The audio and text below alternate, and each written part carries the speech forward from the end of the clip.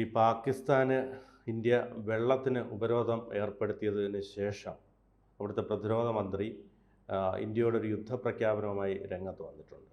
എന്താണ് അതിനെ? അതായത് വെള്ളം നൽകിയില്ലെങ്കിൽ യുദ്ധം എന്നുള്ളതാണ് നിലപാട് പാകിസ്ഥാൻ്റെ. ഇന്ത്യക്കെതിരെ ആണവായുധം പ്രയോഗിക്കുമെന്നുള്ള ഭീഷണി വരെ ഇയാൾ മുഴക്കിയിട്ടുണ്ട്. ഖ്വാജ മുഹമ്മദ് ആസിഫ് എന്നാണ് പ്രതിരോധ മന്ത്രിയുടെ പേര്. ഇയാൾ ഇതിനു മുമ്പും ഇതുപോലെ തന്നെ ഭീഷണി മുഴക്കിയിട്ടുണ്ട് ഇന്ത്യക്കെതിരെ. പക്ഷേ ഇവർ യാഥാർത്ഥ്യം തിരിച്ചറിയാതെയാണ് ഭീഷണി മുഴക്കുന്നത് എന്നുള്ളതാണ് വാസ്തവം. അതായത് ഇന്ത്യയുമായിട്ട് ഒരു തരത്തിലുള്ള യുദ്ധത്തിനും പാകിസ്ഥാന് യാതൊരു കെൽപ്പുമില്ല. പാകിസ്ഥാൻ്റെ സൈനിക ശേഷി ഇന്ത്യയുമായിട്ട് താരതമ്യം ചെയ്യുമ്പോൾ വളരെ നിസ്സാരമാണ്. ഒന്നുമല്ല. അവർക്ക് ഒരു ഏറ്റവും നമുക്ക് പെട്ടെന്ന് തന്നെ പറഞ്ഞു കൊടുക്കാൻ കഴിയുന്ന ഒരു കാര്യം എന്ന് പറഞ്ഞാൽ അവർക്ക് ഒരു വിമാനവാഹിനി കപ്പൽ പോലും സ്വന്തമായിട്ടില്ല. ഇന്ത്യക്ക് 2 എണ്ണമാണുള്ളത്, വിക്രാന്തും വിക്രമാദിത്യയും. പക്ഷേ പാകിസ്ഥാൻ ഇത്തരത്തിൽ യാതൊരു യുദ്ധസജ്ജീകരണങ്ങളും ഇല്ല. വ്യക്തമായൊരു മിസൈൽ സിസ്റ്റം ഇല്ല. മിസൈൽ സിസ്റ്റം ഉള്ളത് തന്നെ ഷഹീൻ പരമ്പരയിൽപ്പെട്ട 3 മിസൈലാണ്. അതിൻ്റെ പരമാവധി ദൂരപരിധി എന്ന് പറഞ്ഞാൽ 2750 കിലോമീറ്ററാണ്. അങ്ങനെയുള്ള ഒരു സംവിധാനത്തിൽ നിൽക്കുമ്പോഴാണ് നമ്മൾ അഗ്നി പോലുള്ള മാരകമായ മിസൈലുകൾ നമ്മുടെ കയ്യിലുള്ളത്, ടാങ്ക് വേദ മിസൈലുകളുള്ളത്, നമുക്ക് കവചിത വാഹനങ്ങൾ അവർക്കുള്ളതിനേക്കാൾ 3 ഇരട്ടികളുമുണ്ട്. സൈനികരുടെ എണ്ണത്തിലും അവരേക്കാൾ 4-5 ഇരട്ടി നമുക്കുണ്ട്. സൈനികർ, അർദ്ധസൈനികർ, റിസർവ് ഫോഴ്സുകൾ, ഇങ്ങനെ പല വിധത്തിലാണ് ഇന്ത്യക്കുള്ളത്. അപ്പോൾ അതായത് നമുക്കൊരു താരതമ്യം പറയാം. നമ്മളുടെ അർദ്ധസൈനിക വിഭാഗം, അതായത് BSF ഇല്ലെങ്കിൽ CRPFനെയോ ITBP എടുത്തു കഴിഞ്ഞാൽ തന്നെ ഇവരെല്ലാം തന്നെ ഒരു ഇൻഫൻട്രി റെജിമെൻറ്റിന് തുല്യമായിട്ടുള്ള കരുത്തുള്ള അർദ്ധസൈനിക വിഭാഗങ്ങളാണ്. അതായത് ഒരു ഇൻഫൻട്രി റെജിമെൻറ്റ് കാലാൾപ്പട സൈന്യത്തിൽ എങ്ങനെ പ്രവർത്തിക്കുമോ അതുപോലെ പ്രവർത്തിക്കാൻ ശേഷിയും അതിനുള്ള ട്രെയിനിങ്ങും കരുത്തും എല്ലാം ഉള്ളവരാണ് നമ്മുടെ അർദ്ധസൈനിക വിഭാഗങ്ങൾ. അങ്ങനെ ഇരിക്കുമ്പോൾ തന്നെ പാകിസ്ഥാൻ്റെ അർദ്ധസൈനിക വിഭാഗങ്ങൾ എന്ന് പറഞ്ഞു കഴിഞ്ഞാൽ സാധാരണഗതിയിലുള്ള ഒരു സ്റ്റേറ്റ് പോലീസിനേക്കാൾ താഴെയാണുള്ളത്. കാരണം എന്ന് പറഞ്ഞാൽ വ്യക്തമായ ട്രെയിനിങ് ഇല്ല, പ്രോപ്പറായിട്ടുള്ള രീതികളില്ല. പലപ്പോഴും അവർ സൈന്യവുമായിട്ട് അറ്റാച്ച് ചെയ്തൊക്കെയാണ് പ്രവർത്തിക്കുന്നത്. കൃത്യമായിട്ടുള്ള മാർഗരേഖകളോ സംവിധാനങ്ങളോ പോലും പാകിസ്ഥാൻ സൈന്യത്തിന് ഇല്ല എന്നുള്ളതും ഒരു പ്രശ്നമാണ്. പാകിസ്ഥാൻ സൈന്യത്തിന് പിന്നെ ഉള്ളത് അമേരിക്കയുമായിട്ട് ദീർഘകാലം ഉണ്ടായിരുന്ന ബന്ധത്തിൻ്റെ അടിസ്ഥാനത്തിലുള്ള ചില സഹായങ്ങൾ അന്ന് ചെയ്തതാണ്. അന്ന് നൽകിയ ചില യുദ്ധോപകരണങ്ങൾ, പോർവിമാനങ്ങൾ, അതുപോലെ തന്നെ ആ ഒരു രീതിയിൽ അമേരിക്കൻ മിലിറ്ററിയുടെ പാറ്റേണിൽ ഇവർ അനുകരിക്കാൻ ശ്രമിച്ചിട്ടുള്ള പട്ടാള രൂപം. എന്നാൽ പട്ടാളത്തിൻ്റെ കയ്യിൽ യാഥാർത്ഥ്യത്തിൽ ഒന്നുമില്ല എന്നുള്ളതാണ് വാസ്തവം. ഇനി മറ്റൊന്ന്, ഇത് യുദ്ധവുമായിട്ട് ബന്ധപ്പെട്ട സൈന്യവുമായിട്ട് ബന്ധപ്പെട്ടുള്ള കാര്യമാണ്. മറ്റൊന്ന് നമുക്ക് ആലോചിച്ച് നോക്കുക. അതായത് ഇന്ത്യയുടെ ജലം കൊടുക്കില്ല എന്നുള്ളതിൻ്റെ ഒറ്റ പ്രശ്നത്തിലാണ് അവർ ഈ കാര്യങ്ങളിലേക്ക് കിടക്കുന്നത്, ഈ ഭീഷണിയിലേക്ക് കിടക്കുന്നത്. ആണവയുദ്ധം വരെയാണ് അവർ ഭീഷണി മുഴക്കുന്നത്. പക്ഷേ അതിൻ്റെ അകത്ത് സാങ്കേതികത്വം ഉള്ളതെന്ന് പറഞ്ഞാൽ ആണവ യുദ്ധത്തിന് പാകിസ്ഥാന് ശേഷിയില്ല. കാരണം എന്ന് പറഞ്ഞാൽ വ്യക്തമായി ആണവ വെടിക്കോപ്പുകൾ വഹിക്കാൻ ശേഷിയുള്ള മിസൈലുകൾ സജ്ജമാക്കാനോ അത് പ്രവർത്തിപ്പിക്കാനോ ഉള്ള ശേഷി നിലവിൽ പാകിസ്ഥാനില്ല. അഥവാ ഉണ്ടെങ്കിൽ തന്നെ ആണവ പോർമുഖങ്ങൾ കൃത്യമായ രീതിയിൽ ഉപയോഗപ്രദമാകുമോ എന്നുള്ളത് പോലും അറിയില്ല. പ്രോപ്പർ ടെസ്റ്റിംഗ് അല്ല പാകിസ്ഥാൻ നടത്തിയത് എന്നുള്ളതാണ്. ചൈനയുടെ സഹായത്തോടു കൂടി ആണവ ബോംബ് പരീക്ഷണം നടത്തി എന്നുള്ളതല്ലാതെ കൃത്യമായ ആണവ സംവിധാനങ്ങളോ അത് വിജയിപ്പിക്കാനുള്ള കരുത്തോ പാകിസ്ഥാൻ ഇല്ല എന്നുള്ളതാണ് വാസ്തവം. മറ്റൊരു കാര്യം, ഈ നദീജല തർക്കവുമായിട്ട് ബന്ധപ്പെട്ട് ഇന്ത്യ വെള്ളം കൊടുത്തില്ലെങ്കിൽ ഉണ്ടാകാൻ പോകുന്ന പ്രത്യാഘാതം. ജലബോംബ് എന്ന് പറയുന്നത് രണ്ടാമത്തെ കാര്യമാണ്. വെള്ളം കൊടുത്തില്ലെങ്കിലുള്ള കാര്യമാണ്.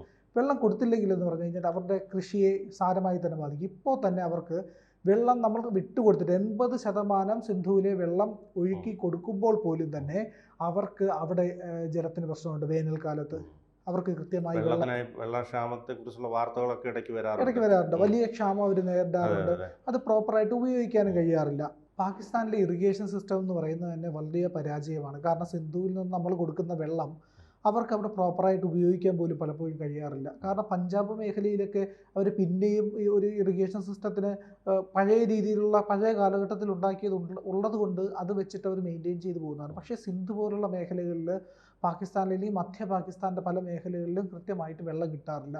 ഒരു കിലോമീറ്ററുകളോളം സഞ്ചരിച്ച് യാത്ര ചെയ്തൊക്കെയാണ് ആൾക്കാർ വെള്ളം എടുക്കുന്നത്, പല ചെറിയ നദികളിൽ നിന്ന്, ചെറിയ ജലസംഭരണികളിൽ നിന്നൊക്കെ. പക്ഷേ പ്രോപ്പറായിട്ട് നമ്മൾ കൊടുക്കുന്ന വെള്ളം പോലും ഇവർക്ക് ഉപയോഗിക്കാൻ കഴിയില്ല. അങ്ങനെ വേനൽക്കാലത്തടക്കം വലിയ ജലക്ഷാമം നേരിടുന്ന ഒരു രാജ്യമാണ് പാകിസ്ഥാൻ. അവിടെയാണ് നമ്മൾ വെള്ളം കൊടുക്കാതിരുന്നാൽ എന്ത് സംഭവിക്കുമെന്നുള്ളത്. അപ്പോൾ അത് എത്രത്തോളം രൂക്ഷിതമാവും എന്നുള്ളത് തീർച്ചയായിട്ടും. മനസ്സിലാക്കാൻ കഴിയും. പക്ഷേ വേറൊരു കാര്യം എന്ന് പറഞ്ഞു കഴിഞ്ഞാൽ ഇന്ത്യക്ക് എത്രത്തോളം വെള്ളം പിടിച്ചു വെക്കാൻ കഴിയും എന്നുള്ള കാര്യത്തിലും സംശയമുണ്ട്. കാരണം ഇന്ത്യക്ക് അത്രത്തോളം വലിയ ഡാമുകളൊന്നും ഈ പറയുന്ന നദികളിലില്ല. നമ്മൾ അത്രയും വലിയ സംവിധാനം ഒരുക്കിയിട്ടില്ല. കനാലുകൾ തന്നെ നമുക്ക് ഏകദേശം ഉണ്ടെങ്കിലും അത്ര രീതിയിൽ, കാരണം വെള്ളം ഇത്രയും 80% വെള്ളം നെഹ്റുവിൻ്റെ ഒരു വിധി തീരുമാനത്തിൻ്റെ പുറത്ത് 80% വെള്ളം വിട്ടുകൊടുത്തുകൊണ്ടിരിക്കുമ്പോൾ ഇന്ത്യക്ക് ഒരിക്കലും സങ്കല്പിക്കാൻ കഴിയില്ല നമ്മൾ ഇത്രയും വെള്ളം എടുക്കണോ അല്ലെങ്കിൽ അതിന് വേണ്ട സാഹചര്യങ്ങൾ ഉണ്ടാക്കണോ എന്നുള്ളതിനെ പറ്റി ചിന്തിച്ചിട്ടില്ലായിരുന്നു. അങ്ങനെ ഇനി അഥവാ അങ്ങനെ കനാലുകൾ ദ്രുതഗതിയിൽ നിർമ്മിച്ചാൽ തന്നെ നമുക്കത് പ്രോപ്പറായിട്ട് എത്രത്തോളം ഉപയോഗിക്കാൻ കഴിയുമെന്നുള്ളത് കൃത്യമായിട്ട് അറിയില്ല. അത് എത്രത്തോളം കഴിയുമെന്ന് പ്രാക്ടിക്കലാണെന്ന് അറിയില്ല. കാരണം ഇല്ലെങ്കിൽ ഇനി നമുക്ക് ഡാമുകൾ പണിയണം. വലിയ ഡാമുകൾ പണിയണമെങ്കിൽ അതിനും സമയമെടുക്കും. ഡാം പെട്ടെന്ന് പണിയാൻ കഴിയില്ല. വർഷങ്ങൾ നീണ്ട അധ്വാനത്തിനൊടുവിലാണ് ഡാം പൂർത്തിയാവുന്നത്. മുല്ലപ്പെരിയാർ അണക്കെട്ട് തന്നെ എത്ര വർഷമായിട്ട് പുതിയത് കെട്ടണം എന്നൊക്കെ ആവശ്യങ്ങൾ വരുന്നുണ്ട്. പക്ഷെ ഒന്നും നടക്കുന്നില്ല. ബ്രിട്ടീഷുകാരുടെ കാലത്ത് കെട്ടിയ അതെ അത് തന്നെ കെട്ടാനായിട്ട് വലിയ പ്രയത്നമാണ് വേണ്ടി വന്നത്. അപ്പോൾ നമുക്കറിയാം ഒരു ഡാമിൻ്റെ നിർമ്മിതി എന്ന് പറഞ്ഞാൽ വലിയ ചിലവാണ്. അത് എത്രയെങ്കിലും കാലമെടുക്കും, വലിയ അധ്വാനം വേണ്ടി വരും, പെട്ടെന്ന് സാധ്യമാകുന്നതല്ല. ഇനി നമുക്ക് ചെയ്യാൻ കഴിയുമെന്ന് പറഞ്ഞു കഴിഞ്ഞാൽ ഉള്ള ജലസംഭരണികളിൽ നിന്ന് പരമാവധി കനാലുകളിലൂടെ ഇന്ത്യയുടെ വിവിധ ഭാഗങ്ങളിലേക്ക്, അതായത് ഈ കാശ്മീരിൽ നിന്ന് താഴോട്ട് കിടക്കുന്ന എല്ലാ മേഖലകളിലേക്കും വെള്ളം എത്തിക്കുക എന്നുള്ളതാണ്. ഇത് പഞ്ചാബിന് ഗുണപ്പെടും. കാരണം പഞ്ചാബിലെ കൃഷിയെ വർദ്ധിപ്പിക്കാനും നമ്മളുടെ ഇന്ത്യയുടെ പഞ്ചാബിൻ്റെ മേഖലയ്ക്കും ഹരിയാനയുടെ മേഖലയിലേക്കും ഒക്കെ കൂടുതൽ വെള്ളം എത്തിച്ചാൽ അത് നമുക്ക് ഗുണപ്രദമാകും എന്നുള്ള കാര്യത്തിൽ സംശയമില്ല. പക്ഷേ പാകിസ്ഥാൻ ഇത്തരത്തിൽ വെള്ളം വിട്ടുകൊടുക്കാതെ ഇരുന്നാൽ എന്ത് സംഭവിക്കുമെന്ന് പറഞ്ഞാൽ അവർക്ക് വലിയ നാശനഷ്ടം ഉണ്ടാകും എന്നുള്ള കാര്യത്തിൽ സംശയമില്ല. പിന്നെ വെള്ളം നമ്മൾ തടഞ്ഞു വെച്ച് ജലബോംബായിട്ട് പെട്ടെന്ന് തുറന്നു വിട്ടാൽ അത് പൂർണ്ണമായിട്ട് പാകിസ്ഥാനെ ബാധിക്കണമെന്നില്ല. അതുപോലെ തന്നെ നമ്മളെയും ബാധിക്കാതെ. കാരണം ഈ അണക്കെട്ടുകളെല്ലാം തന്നെ ഇന്ത്യക്കുള്ളിലാണ്. ഇന്ത്യയുടെ ഭൂപ്രദേശത്ത് തന്നെ വലിയ വെള്ളപ്പൊക്കം ഉണ്ടാകും. അതുപോലെ തന്നെ ഈ വെള്ളം അതിർത്തി പ്രദേശങ്ങളിലല്ല ഡാമുകളുള്ളത്. ഇനി ഡാമുകൾ നമുക്ക് അതിർത്തി പ്രദേശത്ത് കെട്ടാം. കാരണം ഈ കരാർ ഇപ്പോൾ താൽക്കാലികമായി നിർത്തിവെച്ചിരിക്കുന്നുണ്ട്. ഈ അതിർത്തി പ്രദേശത്തല്ലാത്ത അണക്കെട്ടുകളായതുകൊണ്ട് തന്നെ ഇന്ത്യൻ ഭൂപ്രദേശത്ത് വലിയ നാശം വിതയ്ക്കാനായിട്ട് ജലബോംബുകൾക്ക് കഴിയും. അതുകൊണ്ട് തന്നെ പാകിസ്ഥാനേക്കാളേറെ നമുക്ക് ബുദ്ധിമുട്ടുണ്ടാക്കും എന്നുള്ളത് കൊണ്ട് നമ്മൾ ആ നീക്കത്തിലേക്ക് പോകില്ല. പരമാവധി വെള്ളം വിട്ടുകൊടുക്കാതിരിക്കാൻ നമ്മൾ ശ്രമിക്കും. അതാണ് പാകിസ്ഥാന് ഏറ്റവും വലിയ പ്രകോപനമായിരിക്കുന്നത്. കാരണം പാകിസ്ഥാന് ഈ വെള്ളമില്ലാതെ അവിടെ അതിജീവിക്കാൻ കഴിയില്ല എന്നുള്ളത് ഒരു വാസ്തവമാണ്. അതുകൊണ്ടാണ് അവരുടെ പ്രതിരോധ മന്ത്രി ഇത്തരത്തിൽ പ്രതികരിച്ചത്. അതിന് ശേഷം പുള്ളി പറയുന്ന മറ്റൊരു കാര്യമെന്ന് പറഞ്ഞു കഴിഞ്ഞാൽ ഈ പഹൽഗാം ആക്രമണത്തിന് പിന്നിൽ ലഷ്കർ ഇ തോയ്ബ ആണ് എന്നുള്ളൊരു വാർത്തയാണ്. പക്ഷേ ലഷ്കർ ഇ തോയ്ബ ഇന്ന് പാകിസ്ഥാനിൽ ഇല്ല എന്നാണ് പറയുന്നത്. ഇത്രത്തോളം നുണ പറയാൻ ശേഷിയുള്ള ഒരു രാജ്യം മറ്റൊരു രാജ്യം ഈ ലോകത്തില്ല. കാരണം ഏറ്റവും വലിയ നുണയാണ് അവർ പറയുന്നത്. ലഷ്കർ ഇ തോയ്ബയെ അവർ തന്നെ വളർത്തുന്നതാണ്, അവർ തന്നെ പാലൂട്ടി വളർത്തും. അതിനൊരു ഉപവിഭാഗം കേരളത്തിൽ അല്ലെങ്കിൽ കാശ്മീരിലുണ്ട് എന്ന് പറയുന്നത് തെറ്റാണ് എന്നും അവർ പറയുന്നു. പക്ഷേ ഇതിനെ ഒരിക്കലും അംഗീകരിക്കാൻ കഴിയില്ല. കാരണം 100% ഇത് ലഷ്കർ ഇ തോയ്ബയാണ്. അവരുടെ ദ റെസിസ്റ്റൻ്റ് ഫ്രണ്ട് എന്ന് പറയുന്ന സംഘടനയാണ് കാശ്മീരിൽ ആക്രമണം നടത്തിയിരിക്കുന്നത്. പൂർണ്ണമായ തെളിവുകളുണ്ട്. എന്നാൽ ഈ ദുഷ്ടരാജ്യം ഇപ്പോൾ അവകാശപ്പെടുന്നത് അങ്ങനെ ഒരു സംഘടന ഇല്ല എന്നുള്ളതാണ്. മറ്റൊരു കാര്യം അവർ പറയുന്നതെന്ന് പറഞ്ഞാൽ അന്താരാഷ്ട്ര തലത്തിലുള്ള ഏത് അന്വേഷണത്തെയും നേരിടാൻ പാകിസ്ഥാൻ തയ്യാറാണെന്നാണ്. എന്തന്വേഷണം? ഇവരെത്ര അന്വേഷണം നടത്തിയാലും ഏതെങ്കിലും ഏജൻസി അന്വേഷിച്ചാൽ ഇവർ അംഗീകരിക്കുമോ? ഒരിക്കലും അംഗീകരിക്കില്ല.